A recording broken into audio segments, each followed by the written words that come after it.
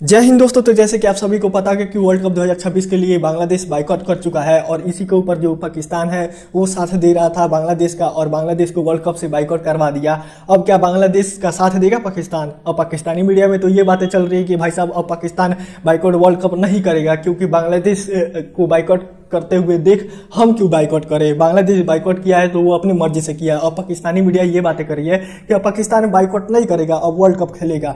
अब मोहसिन नकवी जो है वो गटर में छुप गया है जाके और वो कुछ भी बातें नहीं कर रहा है इसके ऊपर। तो दोस्तों इसके ऊपर आप सभी क्या राय, अपना राय कमेंट बॉक्स में जरूर रखिएगा। चैनल को सब्सक्राइब, वीडियो को लाइक जरूर करिएगा। ऐसे मजेदार वीडियो में लाता रहूंगा।